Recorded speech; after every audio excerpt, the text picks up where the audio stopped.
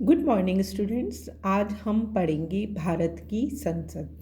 जैसा कि हम सभी को पता है कि भारत में संसदात्मक शासन प्रणाली है जिसकी कार्यपालिका का नाम संसद होता है।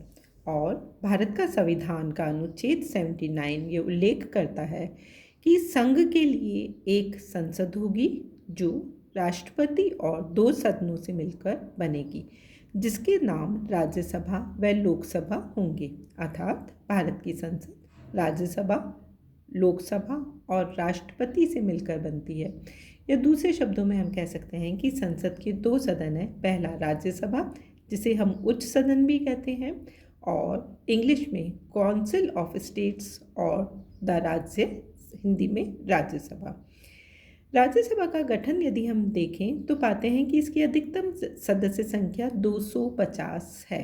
अर्थात 250 सदस्यों में से 238 सदस्यों को राज्य और संघ के प्रतिनिधि के रूप में चयनित किया जाता है, और इनकी जो निर्वाचन की प्रक्रिया है वह आनुपातिक पद्धति से अप्रत्यक्ष रूप से चुना जाता है।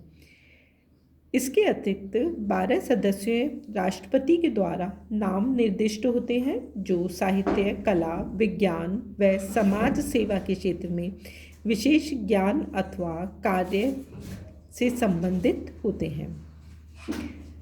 राज्यसभा के सदस्यों की निर्वाचन पद्धति, जैसा कि हमने अभी देखा था, अप्रत्यक्ष रूप से होती है, और राज्यों की विधानसभा के निर्वाचित सदस्य एकल संक्रमणीय मत प्रणाली के द्वारा इन सदस्यों का चयन करते हैं। लेकिन जिन राज्यों में संघीय विधानसभा नहीं होती है वहाँ पर एक निर्वाचक मंडल का गठन किया जाता है जो राज्यसभा के सदस्यों का चयन करता है। भारत में संघात्मक व्यवस्था होते हुए भी अमेरिका की तरह समानता के आधार पर राज्यसभा का गठन नहीं किया गया है। अर्थात राज्यसभा के सदस्यों का गठन जनसंख्या के आधार पर किया जाता है, जिसके अंतर्गत हम देखते हैं कि कुछ राज्यों में से केवल एक प्रतिनिधि चुना जाता है, जैसे कि नागालैंड, जिसमें से केवल एक ही सदस्य का चयन होता है, और उत्तर प्रदेश जैसे बड़े राज्यों में से 31 राज्यों तक का चयन किया जाता है। तो भारत की जो राज्यसभा है या जो उच्च सदन है वह पूर्ण रूप से संघात्मक मॉडल पर गठित नहीं की गई है। राज्यसभा चूँकि संसद का उच्च सदन है या भारत की विधानसभा का उच्च सदन है, अतः इसकी योग्यता में लोकसभा की सदस्यता की तुलना में कुछ भिन्नता रखी गई है।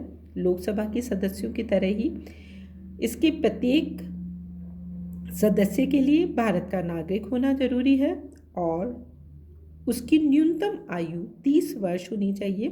अर्थात 30 वर्ष से कम आयु का कोई भी व्यक्ति राज्यसभा का सदस्य नहीं बन सकता। इसके साथ ही इसके सदस्यों की योग्यता संसद के कानून द्वारा निर्धारित की जाती है और उन योग्यताओं का होना अनिवार्य है। राज्यसभा अमेरिका की उच्च सदन की तरह एक स्थायी सदन है जिसके सदस्यों का कार्यकाल 6 वर्ष का है, जिसमें से 1/3 सदस्यों को प्रति 2 वर्ष के बाद में सेवानिवृत्त कर दिया जाता है। इस उच्च सदन का जो पद में पदाधिकारी भी हैं, और उपराष्ट्रपति राज्यसभा का पदेन सभापति होता है। इसके अतिरिक्त सदन अपने में से एक सदस्य को उपसभापति के रूप में चयन करता है। उपसभापति का बार बार चयन किया जा सकता है। उपसभापति का मुख्य कार्य कार्यवाही का संचालन करना, सदन में अनुशासन व्यवस्था बनाए रखना, भाषण की अनुमति देना, प्रश्न व्यवस्था को निर्धारित करना इत्यादि होते हैं। लोकसभा की तरह राज्यसभा की गणपूर्ति भी कुल सदस्यों का 1/10 होना अनिवार्य है। अर्थात कुल सदस्यों के 1/10 सदस्य से यदि कम सदस्य सदन में उपस्थित हैं तो कार्यवाही को स्थगित कर दिया जाता है। लोकसभा के समान ही राज्यसभा के सदस्यों को भी कुछ विशेषाधिकार प्रदान किए गए हैं जो लगभग लोकसभा के सदस्यों के समान ही है। सदन के अंदर सदस्यों को भाषण की पूर्ण स्वतंत्रता प्रदान की गई है। सदन के अंदर अभिव्यक्त किए गए विचारों पर सदस्यों पर किसी भी न्यायालय में मुकदमा नहीं चलाया जा सकता है। इसके अतिरिक्त दीवानी मामलों के अंदर सदन सत्र के 40 दिन पूर्व और 40 दिन पश्चात सदस्यों की गिरफ्तारी पर प्रतिबंध है। राज्यसभा चूंकि उच्च सदन है, लोकसभा से यदि हम इसके कार्य एवं शक्तियों की तुलना करें तो हम कुछ क्षेत्रों में इसके पास में कम शक्तियां पाते हैं या हम इसे कमजोर सदन के रूप में देख सकते हैं। अमेरिका की सीनेट की तरह राज्यसभा अधिक शक्तिशाली नहीं है क्योंकि यहाँ पर संसदात्मक शासन व्यवस्था है। राज्यसभा की जो प्रथम शक्ति है वह विधायी शक्ति है। सामान्य विधेयक राज्यसभा या लोकसभा किसी भी सदन में प्रस्तुत किया जा सकता है। दोनों ही सदनों को लगभग समान शक्तियाँ प्राप्त हैं, परंतु यदि किसी विधेयक पर मतभेद होने की स्थिति होती है तो संयुक्त बैठक का प्रावधान है। और संयुक्त बैठक का प्रावधान में औपचारिक रूप से यद्यपि दोनों सदनों को समान शक्ति दी गई है, परंतु व्यवहारिक दृष्टि से देखें तो राज्यसभा कुछ कमजोर सदन के रूप में दिखाई देता है, क्योंकि लोकसभा प्रधानमंत्री और मंत्रिमंडल के नज़दीक होने के कारण लोकसभा के सदस्य प्रधानमंत्री और मंत्रिमंडल के निर्देशों का पालन करते हैं।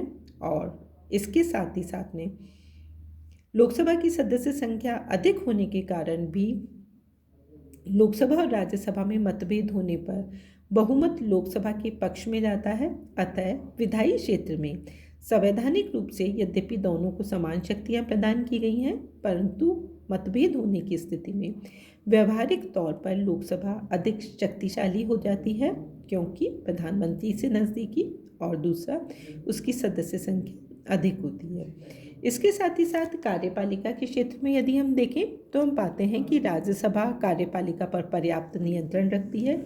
संसदात्मक शासन प्रणाली होने के कारण कार्यपालिका अपने दिन प्रतिदिन के कार्यों के लिए संसद के प्रति उत्तरदायी होती है, परंतु राज्यसभा को कार्यपालिका के खिलाफ अविश्वास प्रस्ताव पारित करने का अधिकार नहीं है।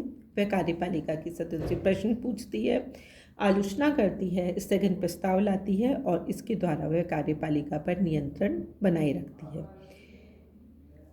इसके साथ ही साथ में राज्यसभा के पास पर्याप्त वित्तीय शक्तियां हैं, यद्यपि वित्तीय क्षेत्र में यह काफ़ी कमज़ोर सदन है। प्रत्येक वित्तीय विधेयक लोकसभा में ही प्रस्तुत किया जा सकता है और वित्तीय विधेयक को परिभाषित करने का अधिकार भी लोकसभा के अध्यक्ष के पास ही होता है। वित्तीय विधेयक लोकसभा से पारित होकर राज्यसभा के पास आता है, जहां वह अधिक से अधिक 14 दिन के अंदर उसे 14 दिन के लिए विलंब कर सकती है। वह 14 दिन विधेयक को रोक सकती है, वह अपना सुझाव भी दे सकती है, परंतु उस संशोधन को, उस सुझाव को मानना या नहीं मानना लोकसभा की इच्छा पर निर्भर करता है। अतः वित्तीय क्षेत्र में राज्यसभा केवल 14 दिन के एक विलंबकारी सदन के रूप में हमें दिखाई देती है। राज्यसभा के पास पर्याप्त संविधान संशोधन संबंधी शक्ति भी है, जिसमें वह लोकसभा के समान ही शक्तिशाली है। कोई भी संविधान संशोधन संबंधी विधेयक तब तक पारित नहीं हो सकता जब तक कि लोकसभा और राज्यसभा दोनों की सहमति प्राप्त नहीं हो जाती। दोनों सदनों में यदि किसी भी प्रकार का गतिरोध होता है तो ऐसी स्थिति में वह विधेयक स्वतः ही निरस्त हो जाता है। जैसा कि 1970 में प्रीव्यू पर्स समाप्त करने संबंधी मामले तथा 1989 में ग्रामीण तथा शहरी क्षेत्रों में स्थानीय स्वशासन से संबंधित विधेयकों के मामले में राज्यसभा ने अपने अधिकार का प्रयोग किया था। तो संविधान संशोधन संबंधी विधेयक में लोकसभा और राज्यसभा दोनों को समान शक्तियां प्राप्त है। इसके अतिरिक्त राष्ट्रपति के निर्वाचन एवं पदच्युति संबंधी शक्ति में भी वह लोकसभा के समान ही शक्तियों का प्रयोग करती है।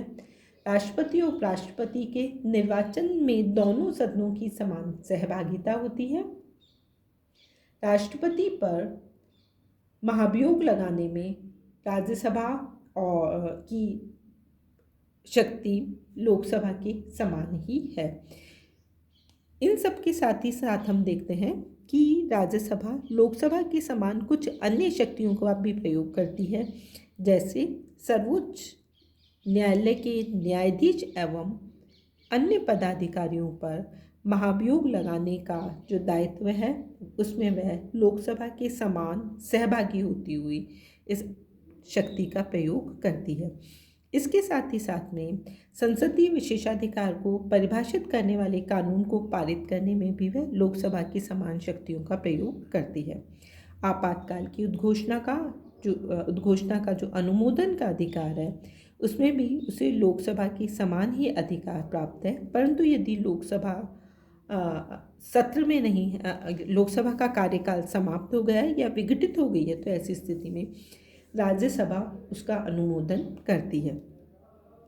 इन सब के साथ ही साथ में संघीय लोक सेवा आयोग